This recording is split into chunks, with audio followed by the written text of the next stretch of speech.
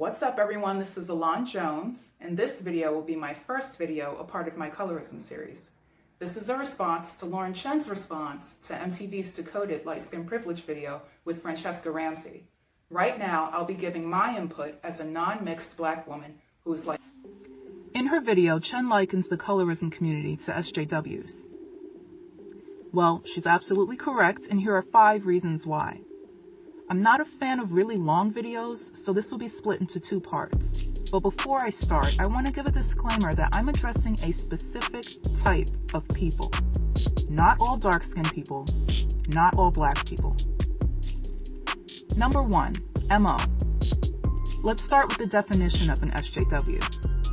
SJW, a person who uses the fight for civil rights as an excuse to be rude, condescending, and sometimes violent for the purpose of relieving their frustrations or validating their sense of unwarranted moral superiority. The behaviors of social justice warriors usually have a negative impact on the civil rights movement, turning away potential allies and fueling the resurgence of bigoted groups that scoop up people who have been burned or turned off by them. So think about that. Now that we know how they operate, let's get into how they handle colorism. The term colorism was coined by Alice Walker, author of The Color Purple, in 1983. She defined it as prejudicial or preferential treatment of same-race people based solely on their color. Fair enough. But who is this woman who created this term? A brown-hued, pro-black social justice activist and feminist who is queer, who married a white man. Well, that reminds me of somebody else. Is it safe to say that these people are a specific type? I'd say yes. So now let's get into how SJW types are made. So here's the hypothetical SJW family dynamic. So this woman B gets with this man N, and they give birth to unique but similar children. Mom and dad have a tumultuous relationship, and dad usually ends up leaving mom. But dad was present in the children's lives long enough to affect them psychologically and emotionally, and the kids were left to be raised by mom B over here. These people have personality disorders. On their mother's side is auntie histrionic, and on the father's side is uncle sociopath, and he has antisocial personality. And because of kinship, these kids will possess a lot of the traits that their immediate and extended family members have. So I'll highlight some of these similarities later on in this video. Now again, I already explained what an SJW does. They take legitimate social issues to the extreme for their own personal satisfaction. I'm describing distinct personalities who subscribe to various interest groups. These. I'll read it aloud if you can't see. Feminism, Black Lives Matter, colorism, LGBTQ, and the radical immigration advocacy community. I'm not addressing dark-skinned, fat, black, gay or trans, or immigrant people themselves, although non-SJWs can definitely fall into these categories. So the mom has borderline personality disorder. The term triggered is borderline jargon, by the way. That's where it originated from. I want to give a disclaimer that I only have a problem with these disorders and people who have them when they try to harm others. Borderline personality disorder, or BPD, is marked by instability in different areas of life and self. The borderline has the following traits: unclear or always changing self-image, inappropriate and explosive anger, high emotionality and extreme mood swings, a pattern of unstable and intense relationships, self-injury such as body mutilation or knowingly putting oneself in dangerous situations, dangerous impulsivity such as unsafe or reckless sexual encounters, feelings of abandonment, shame, and self-loathing, stress-related paranoia or severe dissociation with reality, and unstable work, interpersonal, and familial relationships. Some can be very caring, empathic, and humanitarian, but their mood swings cause such destruction that they're seen as terrible people. Other disorders that BPDs usually also have are eating disorders, depression, anxiety, and post-traumatic stress disorder. I also find that body dysmorphic disorder is a comorbid condition the body image specific groups above have. Again, we all have insecurities about things, but the SJW has an extreme form of it. The dad has narcissistic personality disorder.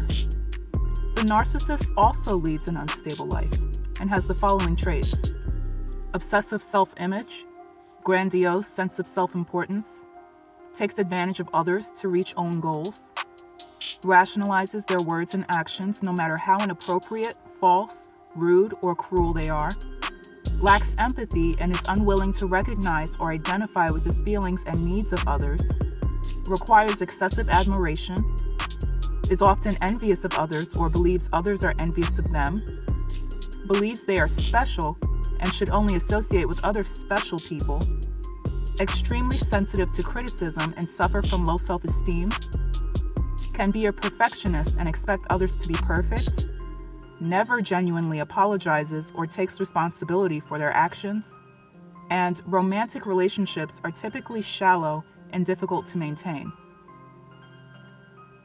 The narcissist will knowingly abuse you to the extent that they can get away with. If you are one of their targets, they can kill you, they'll kill you if they feel like they could get away with it. Covert narcissists, or in other words, the cowardly narcissist, will end your life in other ways without physically ending your life. They hate to be labeled, and they'll ruin you if you hurt their ego. Also, if they're mistreating you, they will say that you are mistreating them. This personality type usually has substance abuse issues, anxiety, and can have depression also, which is usually when they don't have any supply, or in other words, any targets to manipulate. Here's a diagram highlighting some similarities and differences. So over here, the person with NPD lacks empathy completely. They totally lack empathy. I used to think that they had empathy, but really what it is they can feign empathy. They can fake it, right? They don't even have empathy for animals. It may seem like they do, may seem like they really love their dog, right? Narcissists have dogs, and they love dogs, and I realized it's because they like a completely subservient figure in their lives. That's why they like dogs so much. Anyway, it seems like they have undying love for their dogs, but they don't.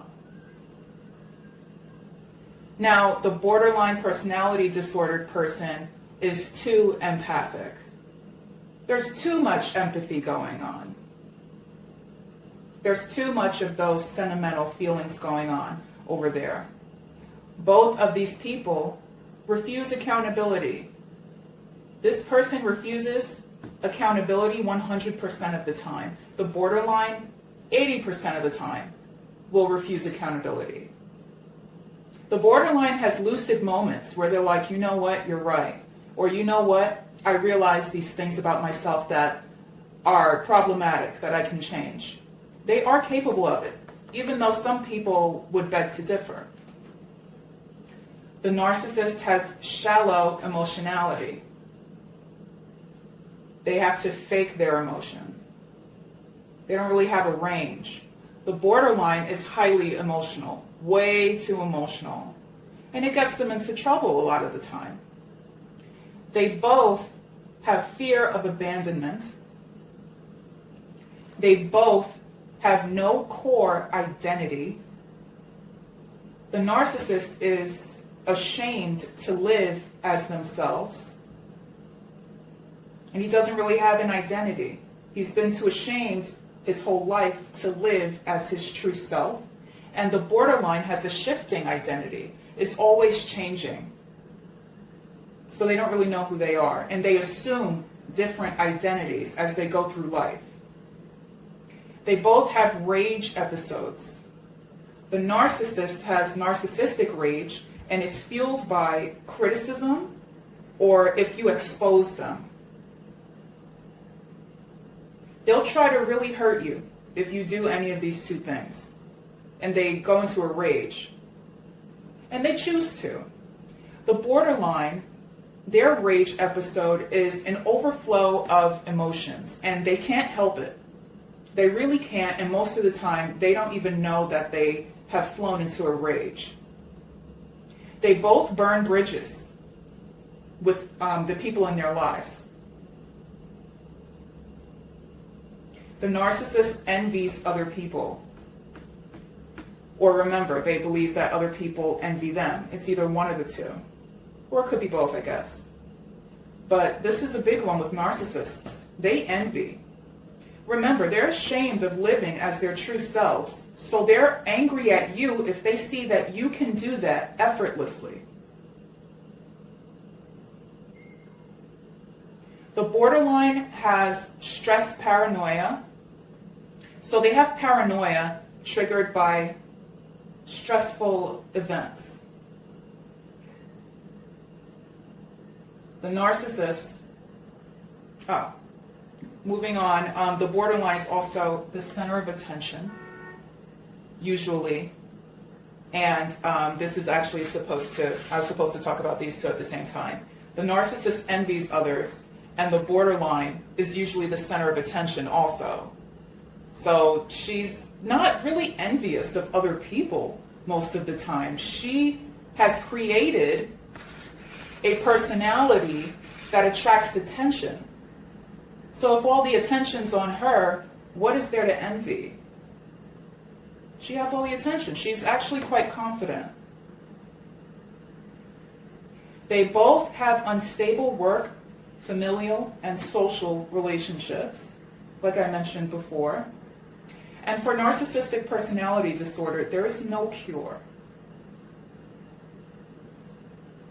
You may think that they have changed. You may think you have gotten through to them. There is no cure for it. There's no cure for it. For the borderline, there is a cure, and it's usually what they call dialectical behavioral therapy or cognitive behavioral therapy. But it's a form of therapy that is supposedly very effective for this disorder. But there's also a big stigma with this disorder. And what I mean by that is, there's a stigma for all mental afflictions, right? All mental illness. But for this one in particular, mental health professionals, they don't want to treat these people because they're so problematic, for lack of a better word.